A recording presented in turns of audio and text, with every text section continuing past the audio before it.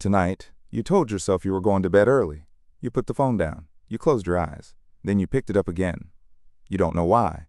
You weren't even enjoying it. You were tired. Your eyes were burning. Your neck ached from looking down. And still your thumb kept moving. Up, up, up. Something is happening inside your brain that has nothing to do with willpower and everything to do with a system that was built millions of years before smartphones existed. The real answer to why you can't stop is far stranger than you think. It starts with a neuroscientist named Wolfram Schultz. In the 1990s, Schultz was running experiments on monkeys at the University of Cambridge, and he was tracking something very specific: the firing of dopamine neurons. Dopamine is the chemical your brain releases when something good happens. That part you probably knew. But what Schultz discovered turned everything on its head. The dopamine didn't spike when the reward arrived. It spiked the moment the monkey realized the reward might be coming. The anticipation, the possibility, the not yet knowing, that was what lit the brain up like a switchboard. And the moment the reward was guaranteed, certain, predictable, the dopamine response collapsed almost entirely. Your brain is not a pleasure machine. It is a prediction machine that runs on the electricity of maybe. Every time you pull your thumb down and release to refresh a feed, you are performing the same action as pulling a lever on a slot machine. The psychologist B.F. Skinner demonstrated this principle in the 1950s, and he called it variable ratio reinforcement.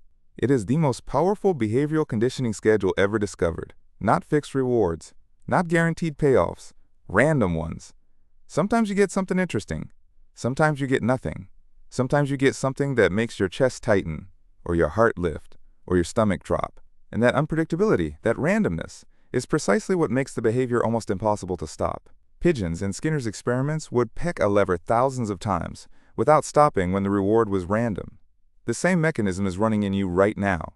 But why did this mechanism exist long before phones?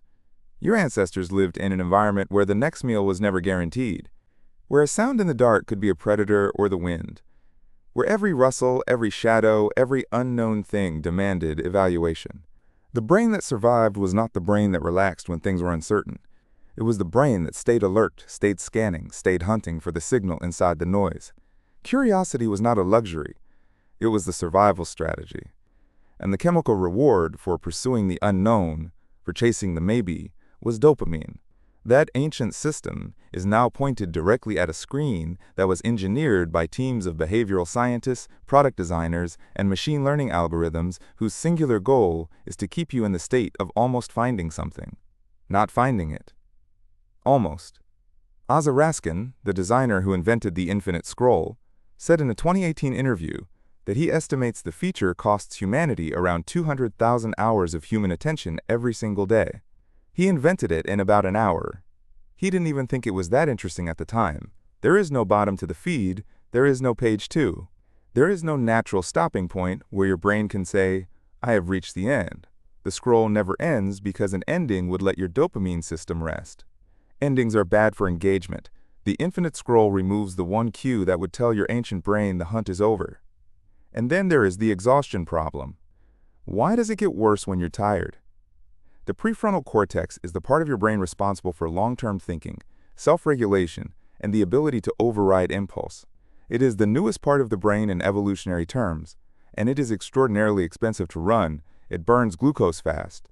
When you are tired, when it is late, when your body has been pushing through a long day, the prefrontal cortex is the first system to go offline. Not completely, but enough. The emotional and reward-driven systems, the older, deeper systems, the ones that run the dopamine loop, they don't tire the same way. They are cheaper to maintain. So at 11 p.m., when you are exhausted and you reach for your phone, you are operating with a depleted regulator and a fully functional craving system. The part of you that knows you should sleep is running on fumes. The part of you that wants one more hit of maybe is running perfectly. This is not a willpower failure. This is a hardware mismatch. Matthew Walker, the neuroscientist and author of Why We Sleep, has documented extensively what happens to the brain under sleep deprivation, and one of the clearest findings is that the amygdala, the brain's threat and reward detection center, becomes up to 60% more reactive when you haven't slept enough. More reactive, more sensitive to stimulation, more susceptible to the pull of anything emotionally charged.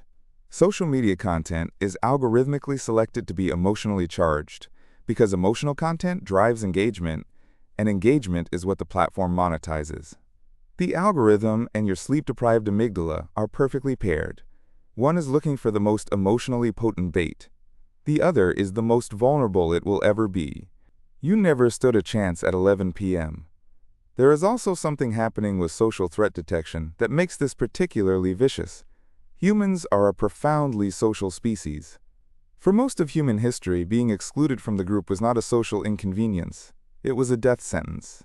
Your brain evolved to monitor social information with extraordinary attention because getting it wrong, missing a shift in the group's attitude toward you, failing to track who was rising in status and who was falling, could mean being cast out.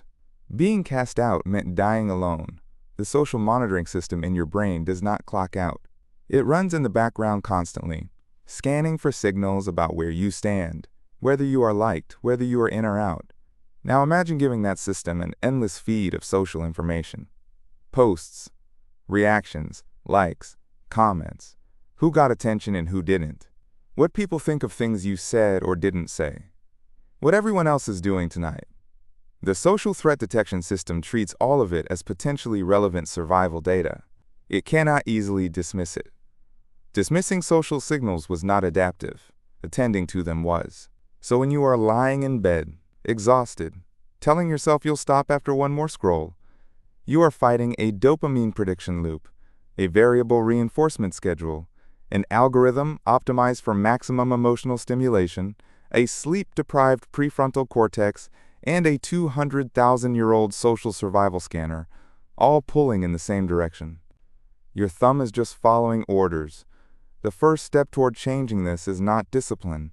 It is understanding that the pull you feel is not weakness. It is an ancient system being exploited by a modern technology it was never designed to evaluate.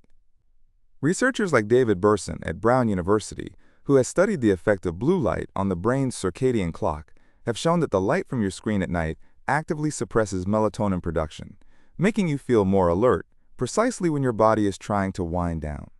So the phone keeps you awake, and staying awake keeps you scrolling, and scrolling keeps the dopamine loop running, and the loop keeps you scrolling. The engineers call this retention. Your body calls it exhaustion. Here's the thing that should unsettle you a little. The moment you do finally put the phone down and fall asleep, your brain will spend the night doing something extraordinary. It will consolidate the day's memories. It will flush out metabolic waste products through the glymphatic system. It will repair. It will reset the very dopamine receptors that were being hammered all evening, restoring their sensitivity, so that tomorrow, the pull of the feed will feel just as strong as it did tonight. Your brain rebuilds the trap while you sleep. And tomorrow night, when the sun goes down and your eyes are burning and your neck aches from looking down, your thumb will start moving again. Up, up, up. Not because you are weak, because you are human. Because the system running inside your skull was shaped by millions of years of survival in a world that is nothing like the one your screen is showing you. The ancient brain and the modern feed are a perfect mismatch, and until you understand the machinery, you cannot begin to step outside it. Tonight, when you put the phone down, you are not just going to sleep. You are, for a few hours, escaping the oldest loop in human history, just long enough to let it reset.